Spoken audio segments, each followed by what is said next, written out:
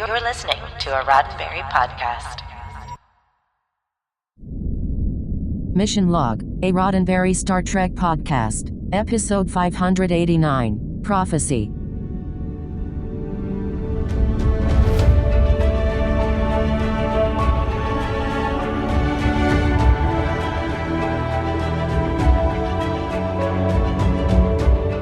Welcome into another episode of Mission Log, a Roddenberry Star Trek podcast. I'm Norman Lau. And I'm John Champion. Each week on Mission Log, we delve deeply into the sacred scrolls of Star Trek. Well, actually, just an episode of Star Trek, looking for the morals, meanings, and messages contained therein, and seeing if it stands the test of time or interpretation. This week, Prophecy. The one where B'Elanna's unborn baby is the key to a 100-year-old Klingon pilgrimage that has been looking for a mystical sign. And not the one that says, Alpha Quadrant, that way.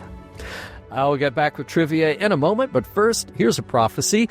Norman is going to tell you how to reach us right now. We'd love to hear from you. Mission Log is a conversation about Star Trek. Find us on Facebook at Mission Log Pod and on Instagram and Threads at Roddenberry Podcasts. The conversation always continues in the Mission Log Discord with near-daily live events and 24/7 chat about the topics you love. Get your invitation to our private server by joining patreon.com/missionlog. While you're at it, one of the most important ways to help your favorite podcasts is to leave a 5-star rating and a review at Apple or your preferred podcast platform. And remember, your comments could be used on the show. And now here's John Champion with this week's trivial reading of the tea leaves. All right, we have a story credited to Larry Nemecek and J. Kelly Burke. That's one pair, one combined pair, and Raf Green and Ken Biller as another pair. All right, right away, you probably recognize Larry's name. Dr. Trek, to some of us who know him, and fellow Roddenberry podcast host. Now, J. Kelly Burke is actually Larry's wife, Janet Nemecek, and she was the assistant script supervisor on Voyager. So she was already around. Now, you know how old ideas never die? Well, that is certainly the case here. The story that would become Prophecy was pitched in December of 1994. So production was already about 4 or 5 episodes in, but that was before Caretaker, Voyager's pilot, had even aired. So they pitched this. It was liked enough that production bought it at 1995 prices, according to Larry. And then they just sat on it. So that original pitch was about a Klingon generation ship and their attempt to take over Voyager while also reflecting B'Elanna's inner conflict about her ancestry. It was enthusiastically pursued by Jerry Taylor and Michael Piller, but it was postponed as the story Faces was in the pipeline for season 1. And then it was felt that really there were too many Alpha Quadrant references in season 2. And finally, with Worf on DS9, the production felt like there might be a bit of Klingon overload. So it was put on the back burner again and again and again until Ken Biller, now returning to Voyager, was ready to revive it. So he and Raf Green gave the story a refresh based on how the characters had changed over 7 seasons. And they handed it off to Mike Sussman and Phyllis Strong to write the screenplay. And that, dear listeners, is how you arrive at the episode of Voyager with the most writing credits. Yeah, it's kind of fun. People will get a story credit, then that story will change into something else, and then that changed item will then get handed off to the actual teleplay writers to become something else entirely. Now, Larry sent me an email, and he described that original idea as kind of a, well, to coin a phrase, a wagon train, where Voyager discovers this other ship. He liked the idea of a generation ship and what would come of that. But a lot of the other stuff, of course, the baby and everything else, that came later. That was not part of the original pitch. Larry maintains that he thinks that he and Janet like their original ending better, where B'Elanna has to choose between shooting with a phaser either a Klingon lover or Chakotay. Wonder which way that would have gone. But a lot of woulda, coulda, shoulda. And by the way, speaking of what might have been, there is a missing scene that was shot but cut for time, and apparently a pretty expensive scene at that. In the original opening, we would have seen the captain of the Klingon vessel succumb to the Naret virus and Kolar ascend to the position of captain. So he's fresh to the job when we catch up with that Klingon crew. By the way, another little side note from Larry. He said that he and Janet went down to set that day and that they were shooting, and they were shooting on the Klingon bridge. So they got a little bit of the VIP treatment, and they got the cast to sign their script. So it was very exciting for a bottle show to have this big investment in the Klingon look and the Klingon guest stars. But alas, that scene didn't make it. Now, the episode was directed by Terry Wendell, and we saw his work recently with Shattered. Terry's got just one more episode of Voyager coming before he jumps over to Enterprise. And, about that Klingon D7 battlecruiser. So here's a fun little note. It was originally discussed to use the TOS-style D7. So these smooth sides, a lot of the lack of detail that we saw in the motion picture version of the D7. And they had considered populating it with smooth-headed Klingons. And Larry was actually a big fan of this because he thought that at last they could tackle this idea of the difference between the smooth-headed Klingons and the ridge-headed Klingons. So that was something that he was a little bummed didn't make it into the final production. But ultimately, production shortcuts meant that they couldn't or they didn't. But that would have been interesting as a way to further drive home that idea of this being a generational ship. Oh, and what is the name, by the way, of that D7 battlecruiser? Well, it's not mentioned or seen on screen, but it is the first time that a Klingon ship was given a dedication plaque, and spelled out in the Klingon alphabet is IKV Nemechek. Let's move along to our guest stars, and it's time to meet the Klingons. Peggy Jo Jacobs plays Chirega, and standing at 5'11", Peggy worked as a model and actress with most of her credits in TV going back to the mid-90s. Series like Clueless, The X-Files, Men in Black, and even the reimagined Cosmos in 2014 dot her resume. Her last credit is for an episode of Chicago Med in 2018, and this episode of Voyager is her only Star Trek credit. We just mentioned Paul Eckstein a few weeks ago in our coverage of Flesh and Blood, in which he played a Hirogen, that after a long line of appearing in various alien roles, going back to DS9, Rocks and Shoals, here he is the Klingon Morak. And at last, we have arrived at Paul's final Trek appearance, thus far anyway. Then there's Skeptical Tigreth, played by Sherman Howard, another Trek veteran who we first saw back in TNG's fourth-season episode, Suddenly Human, and then again as a Vulcan in the DS9 episode Shakar. This episode marks Sherman's final Trek appearance as well. Finally, Kolar is played by Ren T. Brown, and we have seen him once before as an unnamed shuttle pilot in the TNG episode Manhunt. Outside of his Trek appearances, Ren has appeared in TV guest roles for shows like L.A. Law, Grey's Anatomy, and relevant to our audience in particular, he turns up 3 times on the Orville as Captain Retchik. He also turns up in features from The Net to Under Siege 2 to I'm Gonna Get You, Sucka. So far, Prophecy is the last of Ren's Star Trek appearances.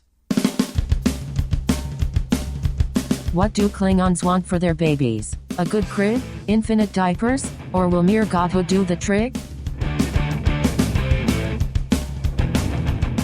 Prologue. Voyager's peaceful day gets interrupted by a cloaked ship firing torpedoes straight at them. Not exactly the friendliest hello.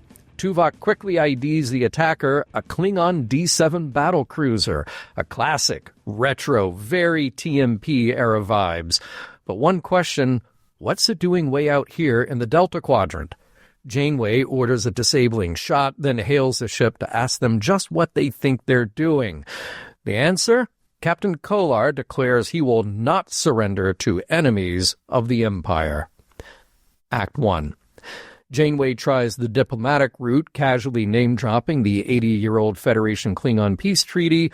Kolar isn't buying it. He's certain Voyager is some kind of enemy until Janeway makes him an offer. Meet the Klingon on board her ship. No need to mention B'Elanna's only half Klingon. Let's just see how this plays out. Kolar beams over, suspicious but curious. The moment he sees B'Elanna, though, his whole demeanor changes. He immediately asks her about her unborn child. That's an odd first question, then announces he's satisfied. He barely glances at the Khitomer Accords Chakotay hands him before asking to return to his ship, claiming he won't attack again. Janeway is puzzled and curious, probably better expressed by B'Elanna's "what the hell was that about?" Back on his ship, Kolar invokes some very old Klingon scrolls and decides B'Elanna's baby is the Kuvamach, a messianic figure his people have been waiting generations to find. His second-in-command, T'Greth, is skeptical, but Kolar's faith is unshaken.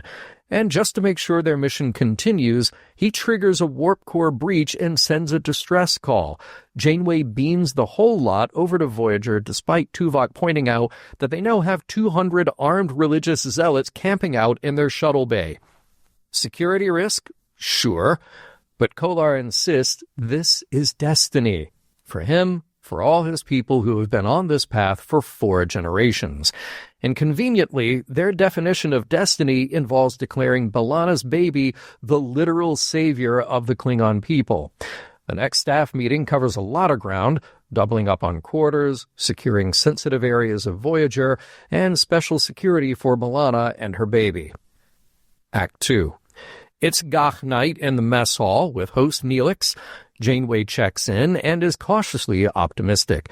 The Klingons seem to be settling in. That optimism lasts about 2 minutes until a full-blown food fight breaks out over dinner and security has to break it up.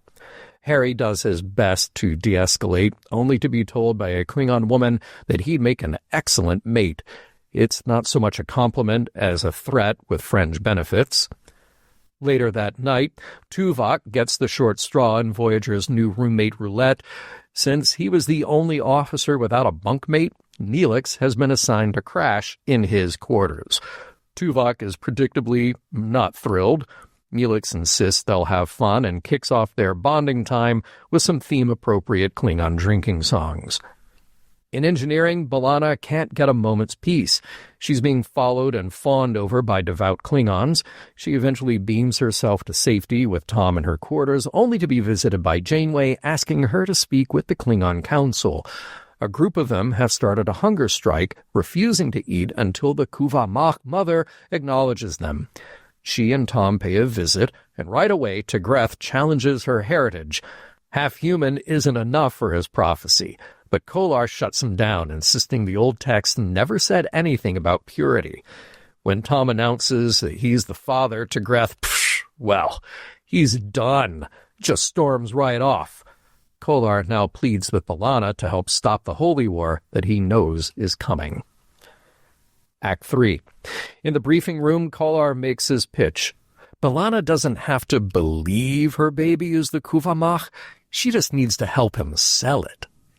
His people have spent generations chasing signs and suffering because of it. Even if her child isn't the prophesied savior, maybe they'll stop looking once they believe they've found her. All she has to do is read the sacred scrolls and work up a creative interpretation. It would get the Klingons off Voyager, and it would prevent potential violence. B'Elanna, and Janeway for that matter, don't have much of a choice. Cut 2, B'Elanna and Kolar pulling a prophecy all-nighter. B'Elanna isn't buying into any of it, especially not the idea that her kid has some divine destiny. Kolar's annoyed. Does she honor any Klingon traditions? She says no. But instead of starting another fight, he offers a quiet moment of connection, a prayer for the dead. B'Elanna remembers the words from childhood, and for once, there's something emotionally resonant in the ritual. And speaking of rituals, Harry shows up in sickbay with an injury. It's a bite mark, the kind that screams Klingon courtship. The doctor delivers a diagnosis, and Harry is horrified. His options are limited. He could either reciprocate or kill her. Harry asks for a third option. The doctor hands him a pad.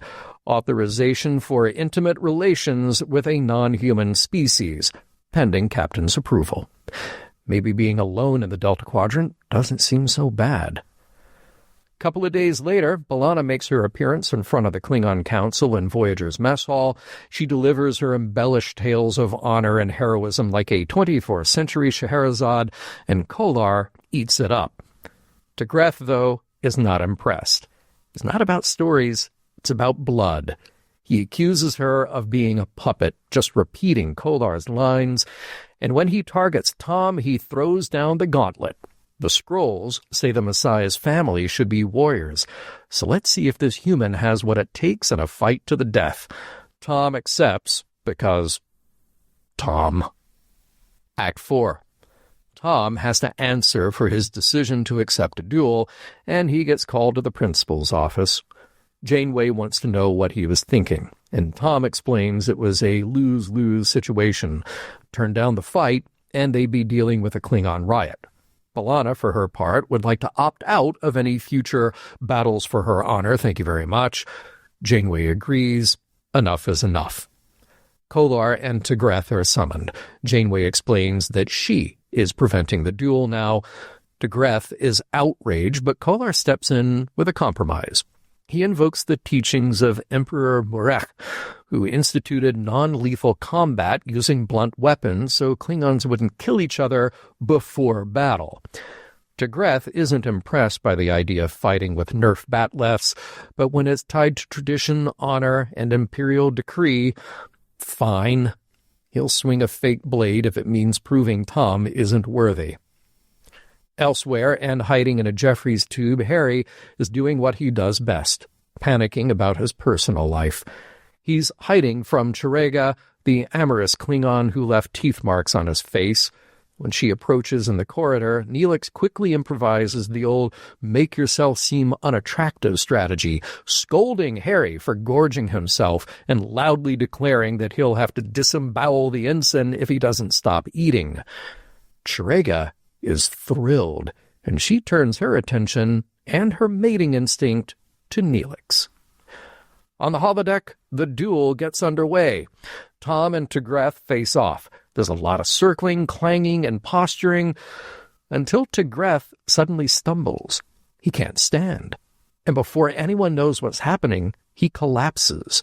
Kolar immediately recognizes the signs. It's Nehret, a genetic disease that Klingons dread, a slow death that comes not from glorious battle, but from the betrayal of one's own cells. T'Greth is rushed to sickbay. The doctor diagnoses the disease as a retrovirus that targets cytoplasm, deadly to Klingons, but not contagious to other species. He expands his scans of the rest of the Klingon refugees and finds that all of them are carriers. Then he checks B'Elanna and the baby. Both are infected. Word travels fast. T'Greth leaves sickbay to return to the council and drops the latest twist. The Messiah has a disease. That's not how the scrolls said this prophecy would go. He rallies the elders with a whisper campaign. Kolar is deluded. The prophecy is a lie, and it's time to act by taking Voyager by force. Act 5. Seven searches for a planet where the Klingons can finally settle, and T'Greth volunteers to help Kolar. Meanwhile, another Klingon, Morak, distracts Harry with a few too many questions about how the transporter systems handle large groups. When a team prepares to beam down, including Chakotay, it turns out to be a ruse. The Klingons knock out Harry and Chakotay, hijack the transporter, and begin removing Voyager's crew from key sections of the ship. Tuvok detects weapons fire in the transporter room and moves in with security, but the Klingons have already cleared out engineering and several other departments. Next stop, beaming onto the bridge. As they attempt to take command, phaser fire erupts, Janeway and Tom hold the line, and the Klingon mutineers are taken down. With the situation under control, Voyager's crew is beamed safely back aboard. In sickbay, T'Greth was expecting Tovokor, but instead he finds himself cured. The doctor explains that stem cell antibodies from B'Elanna's unborn child provided the key to developing an antivirus for the Nehret. The irony isn't lost on Kolar, or Tigreth for that matter. This hybrid child may not match the prophecy as he envisioned it, but she has saved their people all the same. With the Klingons relocating to their new planet, Voyager limps back toward normal.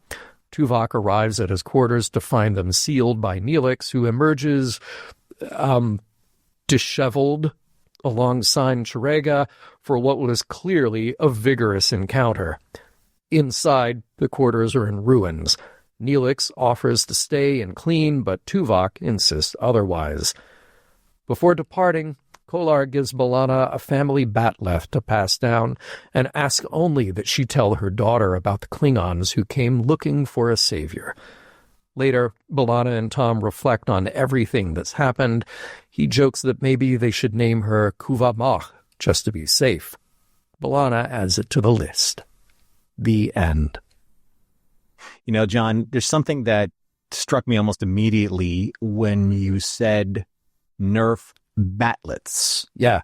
It struck you like a Nerf bat'leth, well, did it? It would have literally changed. If I had a Nerf bat'leth growing up, it would have changed the trajectory of my life. Because the only thing that we really used, kind of like our Nerf wiffle ball bats or lightsabers for, was basically just clocking each other when we were Each kids. other, yeah. But the honor that we would have been able to hold for our houses, Yeah. you know, on the battlefield that is the playground would have been extraordinary. +1 to you, my friend. Thank you. Now, look, I have to admit I can't take full credit for that, and I just had to look it up because it is something that I had seen a long time ago, and it stuck rattling around somewhere in the back of my head. And I think it was just like an internet meme, like a thing that showed up. But if you search for it, you will find that somebody actually did a rendering of this product. The product does not exist, but it just as a concept, it exists, and I love that. Somebody make one for real. Yeah, I can't even imagine just the sheer amount of destruction that would have happened in my house. My mom's furniture would have been annihilated. Yeah. All in the name of honor, though. All in the name of honor. Of course. Right? It is an honorable toy. Yeah. All right, well, let's get into it. I mean, this teaser segment, seeing a D7 battle cruiser and Klingons right at the top, no notes. Even though we know that we're in the Delta Quadrant, and we know that Klingons and D7 battle cruisers don't exist there, I was hooked because I wanted to know why then we were seeing this. And it was a good little action segment. I have small notes. Okay. Yeah. Just one's kind of a nitpicky note because they were wondering, like, what signature was the weapon that fired on Voyager? And like, well, if they know it was Klingon, that would kind of come up because it's Klingon. And I do wish that we saw kind of like the way that they do it kind of in other episodes where the Klingons would be speaking in Klingonese and then eventually, you know, just kind of, you know, hunt for Red October, translate their way into from Russian to Armageddon. Exactly. Yes. Yeah. Yes. That would have been cool. All right. I agree with you. I accept those notes. Yeah. Every now and then, you know, the first thing that I thought of is that we will reference in our discussions when it's appropriate. Sometimes you hear these real world stories about soldiers who didn't hear that the war had ended. And then that's how I think about Kolar and his people. So that was a good way to, again, justify what's going on in this story. I love the side-by-side shot with Voyager and the D7 kind of like on its flank. It reminded me a lot of the Enterprise A and then Gorkon's ship. You know, in Star Trek 6 also kind of like flanked side by side. It was really nicely done. Yep, agreed. I'm going to drop some pins in this segment as we often do about things that will come up in the next segment and in the wrap-up. Great exchange here between Kolar and Tigreth. We must verify the evidence. Kolar responds, "Your skepticism darkens my heart, Tigreth." I mean, what a great line anyway. What evidence did our ancestors have when they began this journey? I'm going to be pointing out some logical fallacies in this episode. And I thought, okay, this is kind of, it's an appeal to authority. Okay, so I'm in charge. And by the way, our ancestors, they were super in charge because they started this whole mission. And it's a little bit of an appeal to ancient wisdom. Sure. You know, this idea that, well, it's in the past. They must have been right because we're doing the thing that they told us to do from the past. From the past, right? Yeah. The line The child is unborn. It does not know the world. I know that I'm not supposed to laugh at a line like that, but I heard it in like the Nigel Spinal Tap voice. Like, the child is unborn. It does not know the world. You know, it's like almost, That's good. Yeah, That's it's just, good. it belongs on the next album, I think. No one knows who they were. Or what they were doing. What they were doing.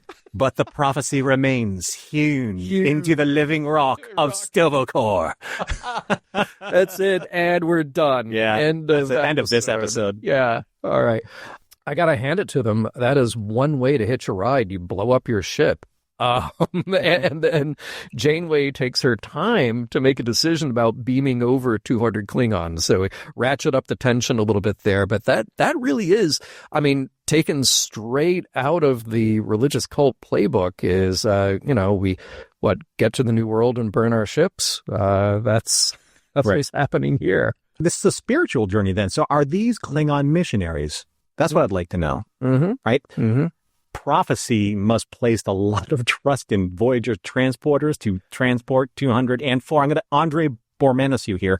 204 Klingons. Yes. Okay. Good. In 10 seconds. Because, give or take one or two really would put the transporters in jeopardy. Faking. That's a lot. Yeah. That is like 50 Klingons every 2 seconds. Faking a reactor malfunction. Speaking of Red October earlier, very Captain Ramius of Yes. The Captain Bayou! The Captain Bayou! Nice. I love the scenes in the mess hall. I mean, just to see a full room, which we rarely ever get to see on Voyager, but seeing that full and all that gach everywhere. And I love the rowdiness. I love the energy in a scene like this. So I looked at the bowl of gach and it was not live. I was a little surprised. Had to replicate it. Yeah. Right? Unless maybe Milana's got a secret stash. That's held for the Kulamach. Think about this. Are there enough resources to not just feed the population, but a doubled population and Klingon-sized appetites? Oh, yeah. Right. Yeah, that's going to put a strain on things for sure. Also, I wish that someone said, especially talking about the Klingon musk, quote unquote, if someone said with a hint of lilac, that would have been a really nice. Right, going all the way back to Deep Space Nine with Jadzia and Jillian. I like that. Poor Harry, but also, hey, right on, Harry. Right. And it cut to the Odd Couple episode that I need, which is more of Tuvok and Neelix. Right. I would watch that in a heartbeat. So you have Neelix Madison and Tuvok Unger. Yes. Right. Yes. Do it. Somebody, you're talented out there. Make it happen. Captain. Is it safe to transport somebody when they're pregnant? Maybe. I guess so. I suppose it's happened before. It's a little risky. You have all of that, the cellular division of the baby growing in the womb. Yeah. It's very complex. Right. Yeah. I really like the development of the character of Kolar. He is a multifaceted, really interesting figure for this story. He's sort of, comes across as thoughtful and kind in many ways, but he's also totally willing to use a convenient lie to maintain power and peace. And put a pin in that. Gonna come back to that too. That sounds like a pin-worthy note for sure. So at timestamp 20 minutes, there's a great scene of Kalar standing next to the space toaster in B'Elanna's quarters. Well, yeah, because Tom's got to make his toast somehow, right? So but it's like I love the juxtaposition of this futuristic warrior and this 50s space toaster. So that's a cool detail. That actually is a really good detail. Yeah. I love this line. Maybe the sacred scrolls were divinely inspired, or maybe they were the ravings of a lunatic. Who knows? Right. But let's treat them seriously enough as a means to an end. Okay. That's kind of the philosophy here. Have we ever seen the Klingon midday remembrance of ancestors? That's new to me in the Klingon culture of what we've seen, but then again, so are other things. So sure, yeah. That was cool. That was a good little moment for them to connect. The Doctor gives Harry approval for relations with an alien species. Yeah, which is pretty easy for him to do. Like, here you go, I'm going to sign off on this. I mean, would have been nice back when Harry had a glowing girlfriend in the disease. Yeah. So I'm still upset about that. I can only imagine how Harry must feel. Rumor has it that he was playing cheek to cheek when they had that incident. Nice. Yeah. So at 23 minutes, 36 seconds, there's a close-up on Tigret's blood wine mug. Mm-hmm. Rarely do you see the actual multicolored Klingon seal on a prop like this, right? So I'm wondering if someone said, we could sell those on the store. Maybe we should stick a sticker on it just in case people don't know it's Klingon. Yeah. Oh, good call. Also, small little nitpick here. So why isn't there the talk being used to cut the Klingon turkey and the one that, is used to challenge Tom, then Tom picks it up and stabs the turkey again? Oh, yeah. Right? Like that should be at the talk, right? Yeah. Instead of like a human butcher knife, which is not really as cool. Yeah, that would have been good to see. Okay. I love this bit of Klingon history that we get. So sometime in Klingon history, it took a guy called Emperor Marek. He had to come up with this brilliant idea of the non-lethal rules of Batleth Challenge. Why? Because his men kept killing each other. Yeah. Not their enemies. Like you had to get to a point in Klingon history where this had to become a thing. Non-lethal sparring. Yes. Yeah. It's like, can you please, like, we go to battle tomorrow. Can you please not kill each other? Mm-hmm. Yeah. How many men do we have? 20,000. Well, hang on. Wait. 19,000. All I could think about the scene where Kalar and Tigreth were arguing over the rules of what was going to happen, the battle. Mm-hmm. So Tigreth says, "To the death." And Kalar says, "No, to the pain." And Tigreth says, "I'm not familiar with that phrase." And Kalar says, "I'll explain it, and I'll use small words that you'll be sure to understand, you targ-faced patak." Oh, that's good. Thank you. Well written. A lot of Christopher Guest happening in this episode. Yeah. That's good. Sure. I really like Neelix's clever thinking here when he rescues Harry because he understands the culture. He's looking out for Harry. Mm-hmm. And it's been a while since Neelix had a girlfriend, so sure. All right. Here we go. I love this. Like, you'd be surprised how much damage a blunt batleth can do. Like, it's still a big old piece of metal. Right. Yeah. So I've studied German longsword, and we use blunted swords and, very, very thick padded armor. And yes, they hurt a lot when you get hit. So sure. Speaking of intimidating armor, that is not Tom in Klingon armor. So I get it. It just doesn't quite work for him. Yeah. But what does work in Tom's favor is his razor sharp, not batleth, but wit. When he says, "The only Klingon I'm afraid of is my wife after she's worked a double shift." That was a great I loved it. I laughed out loud. I lolled, as they say. How could you not? Mm-hmm.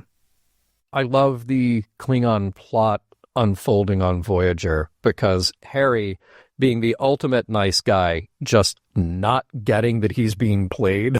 So he's there in the transporter room and you've got, Klingon next to him goes, "So, how does this work exactly? Like, show me exactly what these buttons do." I had no reason at all. It's funny. It's as if like, oh, the Kittimer Accords. Remember those? We're all good here, right? Mm-hmm. So Harry is so naive that if that were a rank, he'd be Admiral by now. Yeah. Admiral naive. Admiral naive. Yeah. Yeah. It's a good thing, again, on Voyager that the weapons just seem to automatically be set on stun because there's a lot of phaser fire going on. Sure. But I gotta say, like, nice action scenes. We rarely see a firefight quite like that on the bridge. Right. And that was well done. So according to, the Kuva Mach, who was B'Elanna's baby, I'm going to mention one word. And if you get this, you're as old as we are, and you've seen this many times, Prete Nama. Do people remember that? So let us know, missionlog@roddenberry.com. But yeah, it's All right. I have something very specific about that. Okay. All right. Yeah. We'll all right. We'll look forward to those emails. Okay. Healthy as a targ. Another good phrase. I like that. Bit of dialogue. And what a great, subtle little moment of the Doctor trying to take credit for curing the Nehret and then being corrected by Janeway, and all she has to say is, "Doctor." Yeah. Then he gets it. Yes. Maybe Neelix should have hung a tie on Tuvix's door. It's universal, even in the 24th century, I think. It is, yeah. I also love the scratch on his face was a nice touch. Yes. Speaking of nice touch, the mobile miniatures. Yeah, if I'm not mistaken, the Hallmark keepsakes. Yeah. So shout out to our friend Kevin Dillmore. They were great. They were spray painted, to look like children's toys, but I thought that was pretty smart. Yeah, they look great. So here's an interesting thing. So when Kalar gives B'Elanna his ancestral sword, it's the same silhouette as the sword of Kahless. It has that very specific center thrusting point. And I thought that it was just Kahless's sword, that looked like that. Oh, yeah. Yeah, good point. But I couldn't help but notice that Tom and B'Elanna were considering the name Kuvamach. Mm-hmm. I wish that Naomi Wildman burst in and said, "But how can this be? Because she is the Kwisatz Haderach." That's just for me. Yeah, they should have been thinking of you. I know, right? Not fair. By the way, of all the kind of codas you can put on this story, and we do have the moment with B'Elanna and Tom, but I want to take us back just a few seconds because we also have that little coda with Neelix and the Klingon story, and truly there's no other way that can end. No other way to end this dalliance, shall we say, for Neelix, than the total wreck of Tuvok's quarters and putting the pieces back together in, I would say, a combination of shame and delight. How dare the Klingons blow up that ship? It's a classic. You don't just blow up a ship that has Jerry Goldsmith theme music. We'll get right back to prophecy after a special request from us. Hey, Mission Log listeners. This is a big moment for us, and we want your help shaping what comes next.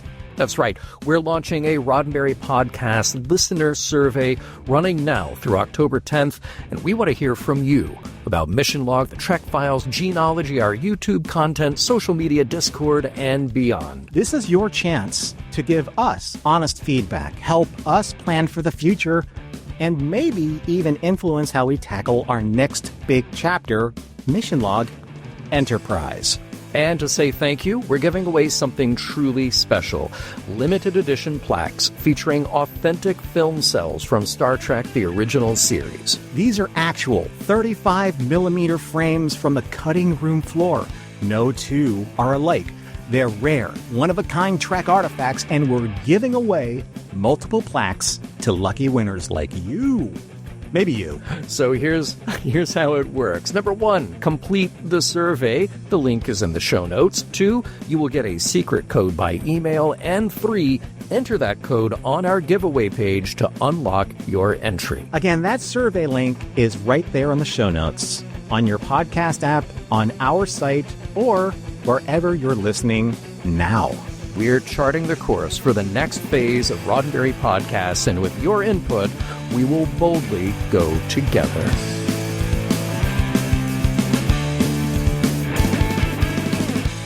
I am so curious about the situation back on the Klingon homeworld, Kronos, when the first generation of these people left in their D7 and headed somewhere way out toward the Delta Quadrant. Like, did the rest of the Klingon Empire, did the others think, like, oh, these are a bunch of delusional zealots heading into the vastness of space, never to be heard from again, where they're like, yeah, that sounds great. You do you, and just point your ship to the stars and keep going. Meanwhile, we'll be back here. Let us know how it goes for you. Send a message when you can. Like there are details about this that I don't think we have to know. We're given just enough information here. But since we are talking about nearly 100 years worth of generational Klingons in this ship, you have to wonder, well, obviously they don't know about the Khitomer Accords, but what else do they not know about? And honestly, how different are they from the rest of Klingon society? So it does give you this one other little glimpse into, well, at least breaking up the monoculture a bit. Yep. This is a different group, and that gives them a really distinct identity. And even within that group, there are different personalities. Well, sure. Which is cool. Yeah. I'm glad you brought it up about the monoculture, because one of the things I felt I really wish they went into a little bit more, with a little bit more, description and focus, are these Klingon missionaries? Are they priests? Are they in some type of like religious sect, or, some type of spiritual part of the Klingon Empire that we never even talk about, because we never really talk about anything but the warrior caste, if you will. So is there a religious caste where people are like, okay, we need to find a way to turn ourselves from this warrior culture that has just, well, actually, they probably wouldn't have known of the explosion of, would they have? Praxis? Of Praxis? Maybe. Because maybe not. Maybe that was what sent them on this mission. Yeah. Of, you know what? We're going to die out as a species if we don't change our ways, because we mined Praxis to oblivion. That changed everything, and that changed the course of the Empire to become allies with the Federation, which led us to the prophecy of where, our enemies are going to come together. But I think there's something interesting about, just by definition, if you have this generational ship over 4 generations, I say about 100 years, I feel like the message gets diluted over time, and it certainly will change over time. But let's say on that original ship, you had whoever is the head of this religious order, or this sect, whatever you want to call it, and then the true believers who are right there in lockstep with him. And maybe there's a bit of a hierarchy. Maybe there are some of the, priests, or however you define the members of that order. There might be just some rank and file who are along for the ride because they believe, but they may not be directly interfacing with the people who are at the head of this sect. But over that 100 years' time, people come and go. We even see children on board, which is kind of cool. Yeah. Some of the Klingon children beamed aboard. You end up with a group who were just on the mission. Like, they didn't choose to be there. Sure. They're just on it. And they may feel a bit of separation from that original order that got them there, which is why probably you have extreme ends of people who truly believe and other people who are a bit skeptical, at least when they get to a proposition like B'Elanna's baby. Well, I mean, there are believers, and then there are people who are raised in society, born to this belief system that they really have no other choice but to follow, because it's the only system of either law or government or order or all of the above that keep a society together. I mean, that is essentially what religion at a certain time, and maybe still is, in terms of the hierarchy of a culture, to keep, again, order, law-abiding citizens in place, and, with a structure where people focus on this particular set of how to live life in a specific way. So that's something that, of course, we're not going to it's not about the honor thing with Klingons, in this story. They used, I think, the word honor like very sparingly I think in a way where we're not used to, like, everything is about honor. The baby is about honor, the Kuvamok is on, all that stuff, because that could have been really, really just overdone when it comes to kind of like this Klingon prophecy. So again, I'm just wondering, with these Klingons, what did they hope to achieve by the spiritual pilgrimage? What were they trying to do? Were they trying to cleanse themselves of the past type of like Klingon belief systems where they just were taught Kahless, he delivered us from war because he was a warrior, and this is the way we need to kind of shape our destiny? Or in these sacred scrolls, wherever they were found, is this the other way? Because there were a lot of different Klingon houses. There have to be a lot of different Klingon gods. Not all of them are going to be warriors. Some of them are going to be like, the gods of agriculture, or the gods of weather, or the gods of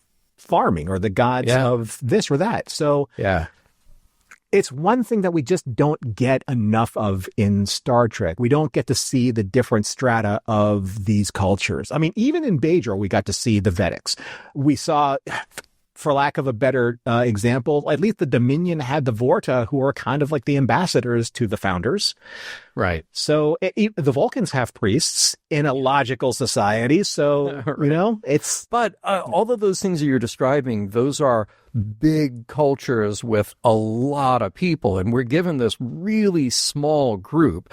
Think about the self-selecting group who originally populated this D7 ship. We don't really know how many. We know we got 204 now, but what was that number 100 years ago? Was it 50? Was it 80? Was it, a little over 100? We're really not sure, but we know that they have had offspring since then.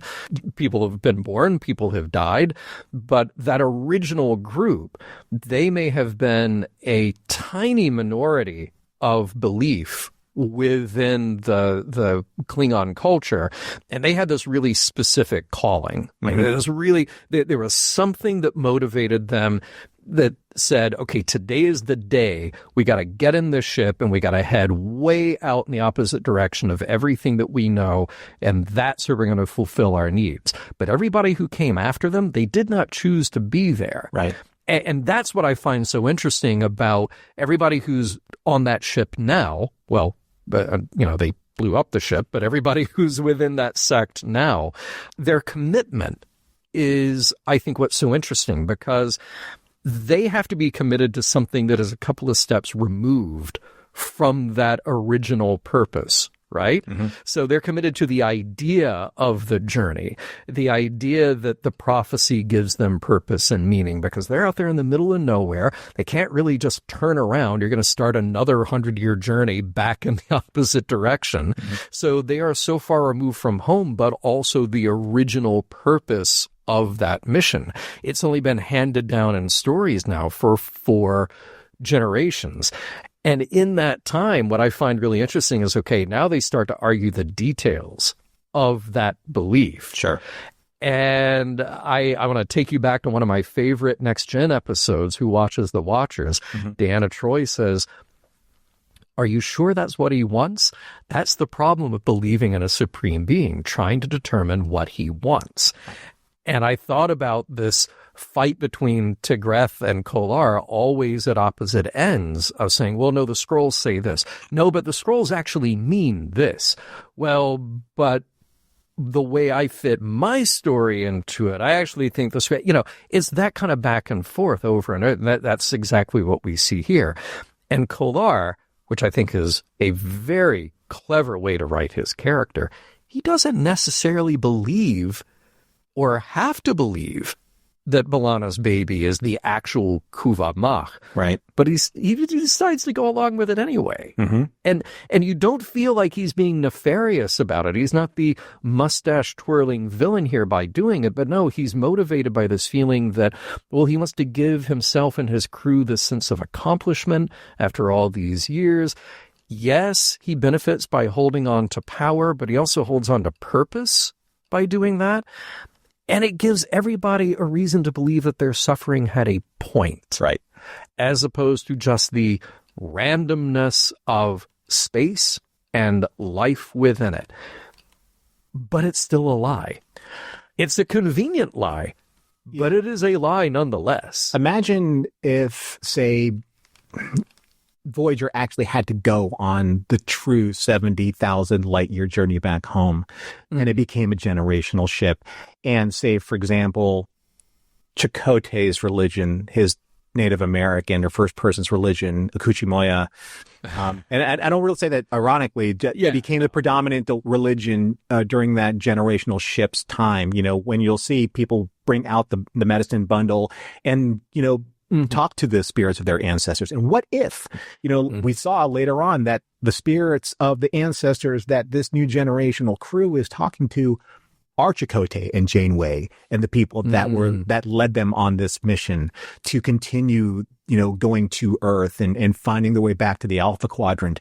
I mean, there are instances in other fandoms where they're talking about like the reverence of eons past, because they still are holding on to this belief system like the Klingons are with the Skrulls, and maybe like, the generational ship that Voyager could have been with Akuchi Moya and perhaps Tuvok the Wise or Neelix the Fair or Harry the Chaste.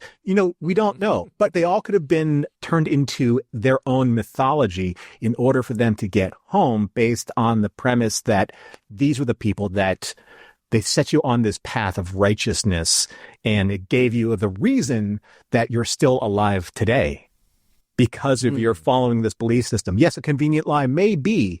And it's kind of like, I don't know if people have watched Snowpiercer. It's like, okay, you realize you're on this train for a very specific reason, but the powers that be keep you under their authority because you don't really have the ability to challenge the belief system. Because once you challenge the belief system, then you expose the wizard behind the curtain. Well, yeah, but I would always hold those things, those very good questions in contrast. Is it better to believe in something false if it brings you truly great benefits, order, community, peace, purpose, all of those things, or are you just avoiding truth when it's painful and complicated and inconvenient? Because that sort of lie, as well intended as it may be, is a shield against reality. And it's not because any of these people are bad or irrational, but it's because letting go of that defining belief feels like letting go of a part of identity. It is the thing that defines the whole reason that those people are on that ship. And yes, they didn't make that decision to get in that vintage starship and go away, but they're there now, and they can't do anything about the fact that they're now, other than try to force themselves to believe that this is true. And they do. I mean, as far as the ones that we meet, they do believe it. But again, going back to the nature of this kind of belief, there is no way to have a definitive, objective, outside view of that belief, because it's all open to interpretation. Well, sure. So that, because they set themselves up then for this kind of complication at every step of the way. Well, I mean, the open-ended belief system that was happening with kind of like the interpretation of the scrolls, that also, it gives people the ability to rise out of their station and, create alliances where the ultimate goal is going to be being the one who interprets the scrolls correctly so that they can kind of consolidate power for themselves and kind of like overthrow like the current system in charge.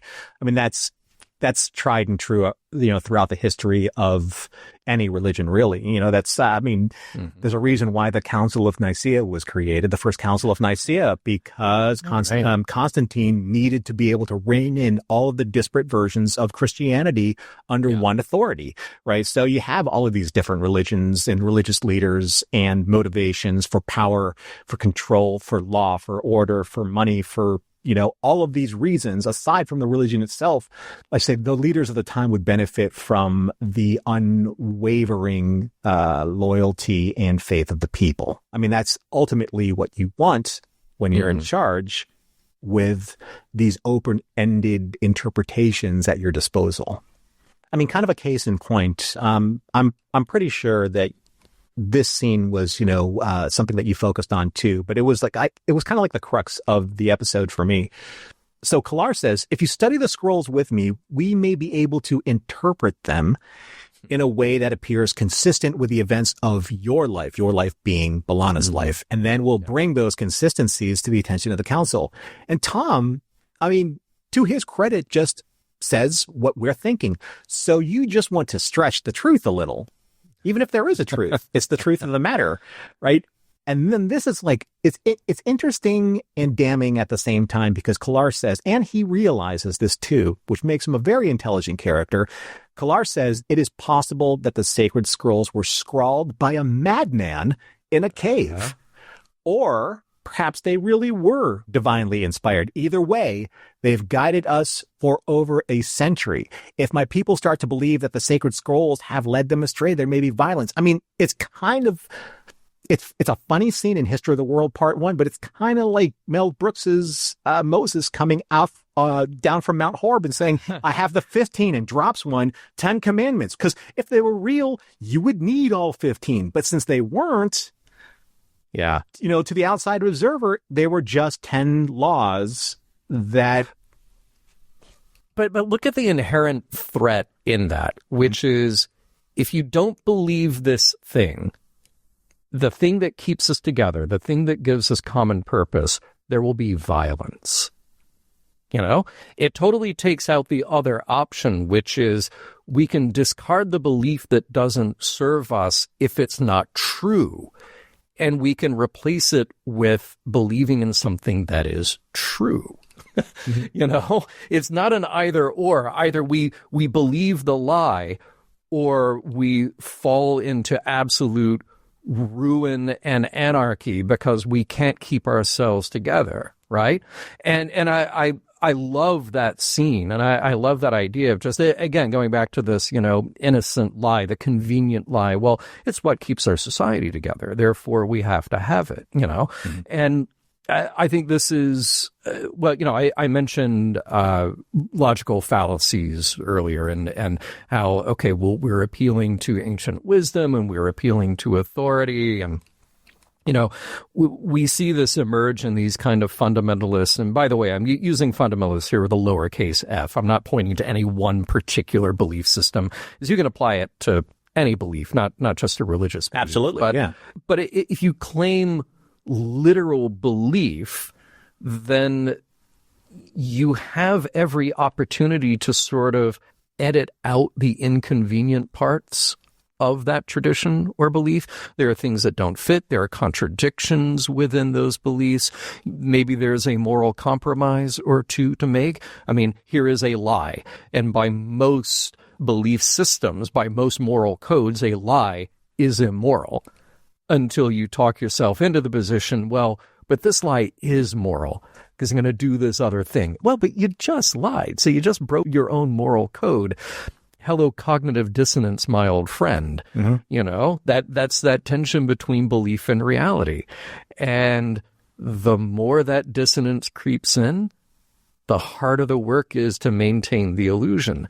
And everybody here on the Klingon side, they have a great deal of motivated reasoning, which is, okay, explain away all these little lies, because we're just going to keep telling ourselves, no, the bigger story, the bigger goal, that's really what's more important. Mm-hmm. And every step of that way, it is easier to accept those little lies, those little distortions, when they prop up that bigger narrative that, again, doesn't just give their lives shape, but it literally becomes part of their identity.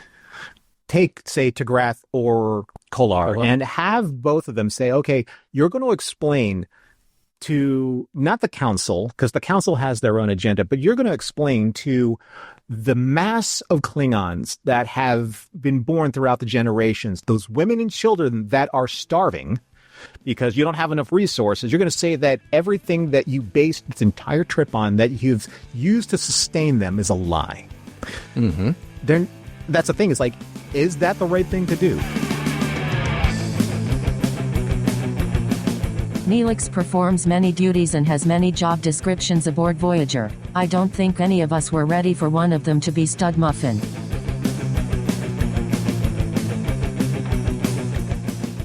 All right, we have honorably reached the end of our discussion of prophecy, and nothing was broken with our Nerf bat lefts in the process. So that's good to see. We're still, on speaking terms. We're not threatening each other to a duel. Right. There was no knife play involved. But let's wrap it all up. And what we'll do is ask if the episode holds up, and then figure out if we learned anything, any morals, meanings, messages to take away. So prophecy, Norman, does the episode hold up? So imagine, if you will, close your eyes, take a deep breath. Okay. And imagine, if you will, a goblet, a glass goblet filled with incredible incredibly delicious vanilla ice cream. Oh, okay. For some of you out there that are of a certain age, we call that a Jim Dandy goblet. Oh, yeah. Okay. So Jim Dandy, if you like Friendly's ice cream, you remember that reference. I still had the goblet in my head, and I was going, this is not the cup of her. So you have this goblet filled with really delicious vanilla. But you know what will make this better? A few sprinkles, some hot fudge, and 1,000 times, yes. Chopped up Trader Joe's dark chocolate. Okay. Peanut butter cups on top. Yeah, that's like that. 10,000 times better. Right. So that's that mound of vanilla covered with all of that deliciousness. Yeah. Because no matter how dependable and satisfying vanilla is, it's just vanilla. But when you elevate it with a little bit more, then you have really nice peaks and valleys in that flavor. And that is how I'm going to describe this episode. This episode is very good vanilla. There's nothing technically wrong with it. And it's not just standard vanilla. You can get all that kind of stuff. I'm talking about like Tillamook vanilla. I'm talking about really good, creamy, delicious, velvety vanilla. But it needs something. It needed something more. It needed to push just a little bit further in order to get those peaks and valleys of drama that you really, really want out of an episode that has a really solid premise, a really solid base. And it's, again, I use another cooking analogy. It's just a little undercooked. You want that steak to have a little bit more sizzle on it. Yeah.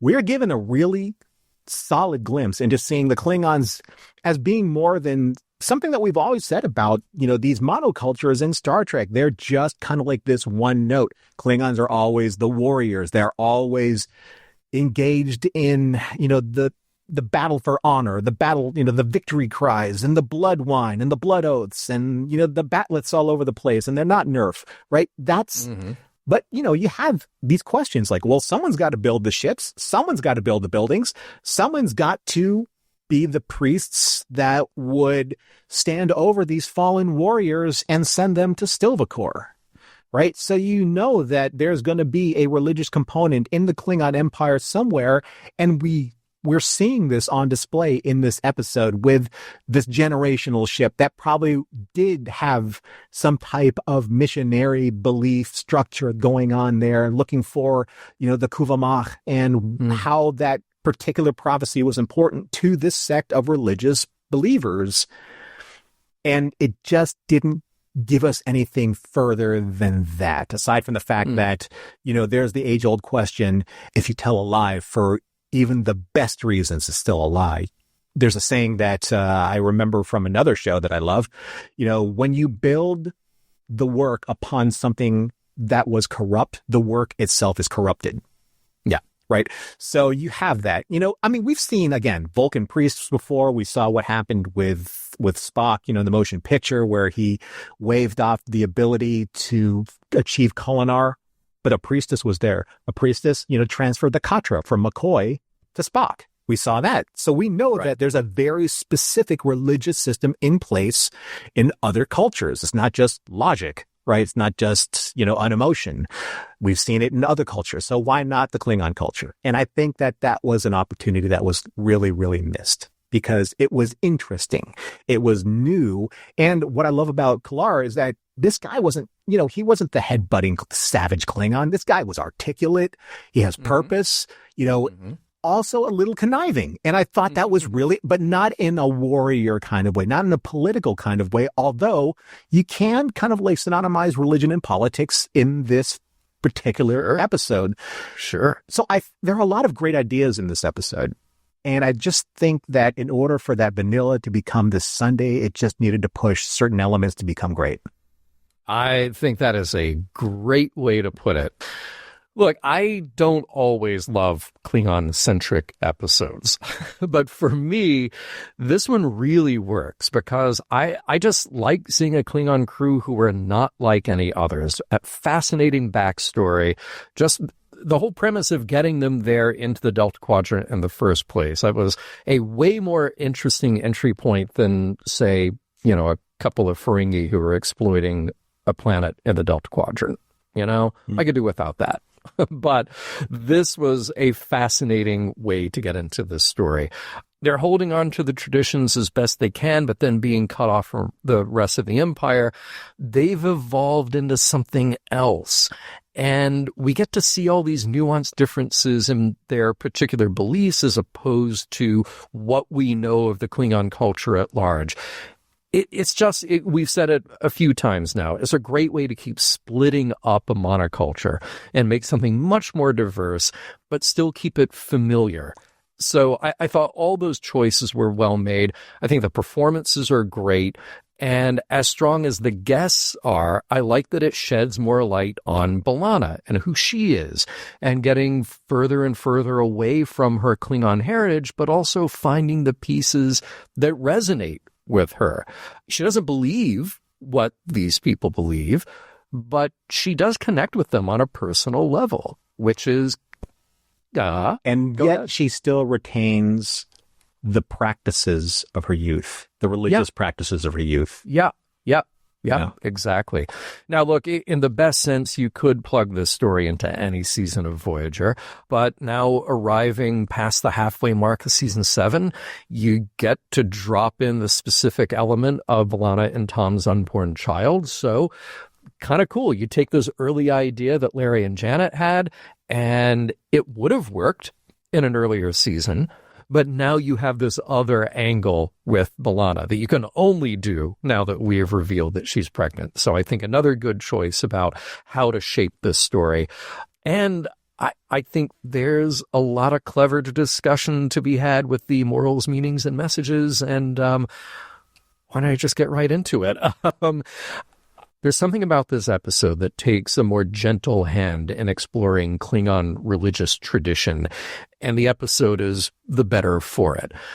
So the Klingon crew, they may share this belief in the coming of their savior, but they're also not a monolith. They debate, they disagree, and they each relate to their faith in different ways. For better or for worse, all of that is going to be a mixed bag, and we see that mixed bag here. Some of them are willing to test the premise. Others are driven by the desire for their belief to be true and the emotional need for their prophecy to mean something after all these years out in the Delta Quadrant alone. And in the end, even when the prophecy goes unfulfilled, even without their savior, they still move forward. They settle on this new world, and presumably they build a new life. Although I hope they have enough supplies, right? So their belief in that respect wasn't an all-or-nothing proposition. It actually adapted to their situation, and they accepted the new reality, and they carried on. That's a refreshing portrayal. It's one where Klingons aren't zealots, they aren't just honor-obsessed weirdos, but they are people navigating their faith with a kind of maturity. All that said, and here I'm going to take the soapbox over here. And just, there's that famous things like, forget everything that you've heard before the word but. Before the word but, right. Okay, here we go. Always question your beliefs. You picture Alec Baldwin for the chalkboard that says ABC. Just replace that with AQYB. Always question your beliefs, whatever they are. I get it. It's hard. We don't like to do it. But the moment that we start asking why we believe what we believe, not just the content of the belief, but the source, the motivation of the belief itself, then we start putting our intellects to work. So if we can ask ourselves the very fundamental question, but is it true about everything that we think we know, then we take another step toward understanding ourselves and our world. And when we discover that something isn't true, or it no longer serves us, we have to be like brave little Klingons enough to let it go. You know, John, I'm very much in kind of like the same thought process where I fell with morals and meanings and messages. Because when K'Ehleyr had that scene where he was talking about, okay, so what if, the prophecy was written on the scrawlings of a cave wall by a madman, or it could be true. Like that's, or yeah, that's not, that's not proof positive. That's not definitive enough for somebody to say, like, okay, you really need to base your belief system on one of these two extremes, because these are the only ways that we can explain away why this belief system works. I mean, so when someone says you got to have faith, okay, so my best Larry David reaction to this would be, right? Yeah. Because I'll be honest, and I don't really mean to insult anybody and, their belief system, but when someone says, and like you were explaining, John, when someone says, the prophecy tells us, or it was written in the scrolls 1,000 years ago, it doesn't really mean anything but like what Kalar said, when he said it could have been cave scrawlings of a madman. Your guess is as good as mine, essentially, is what that means. I understand that, placing one's trust in faith is all well and good for an individual need, maybe just a need of a certain amount of people that need to get, pushed forward with, the difficulties of life. But there are going to be those, as there were in the Klingon Council, that will push that reason and put it to the test. Does this hold up? So sometimes prophecy, it works because it starts with a base of confusion, interpretation. There isn't a solid foundation of the truth because the prophecy just ends up being an open-ended way to be able to fit a specific need for a specific goal, right? Mm-hmm. A word sounds good, right? It may even start off as being hopeful, but it leads people off course when they start actually challenging the reason behind the word. And when you don't have the promise come true of that prophecy, what are you left with? You have to rearrange the deck chairs and say, no, we really needed for you to sit here instead of there because the wave didn't come over the bow and, drench this person, which means that, the prophecy doesn't come true. And therefore, in order for you to make the masses understand that they need to still believe this particular belief in a certain way, you have to have that prophecy come true, right? Mm-hmm. That is a certain level of spiritual manipulation for all intents and purposes. I mean, it's either you do that to maintain control over money, over power, over politics, loyalty, right?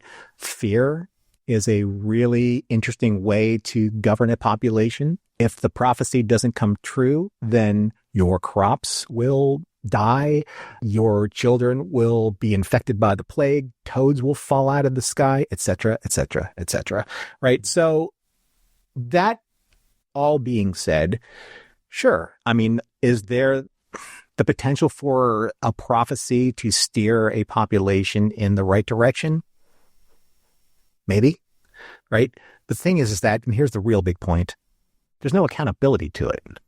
Yeah. Right? There's no way to prove that if this happens, then this will happen because of this. There's no causality, to the logic of a prophecy. So like you said, John, just reason it out. Just because it sounds spiritual doesn't mean it's spiritual. Just because it sounds religious doesn't mean it's religious. Just because it sounds beyond belief doesn't mean it's beyond reason, right? So do your homework, do the math, figure it out for yourself. Mission Log is produced by Roddenberry Entertainment. If you'd like to support us directly, you can do so at patreon.com/missionlog for early access to shows and the Mission Log Discord. Our website is missionlogpodcast.com, and for more Star Trek news and discussion, visit trekmovie.com. On the next Mission Log, The Void.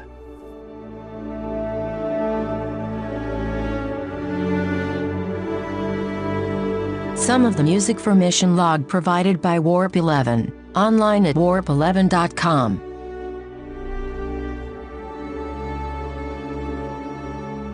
Special thanks to consulting producers, Matt Esposito, Tom Kozak, Mike Richards, Mike Schabel, and Paul Shadwell. We already knew about Klingon warriors, now we know they have more than one religious sect. So what we know breaks down into two sections: sex and violence.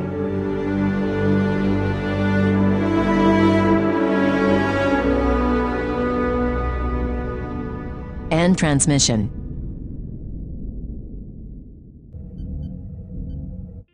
This is a Roddenberry podcast. For more great podcasts, visit podcast.roddenberry.com.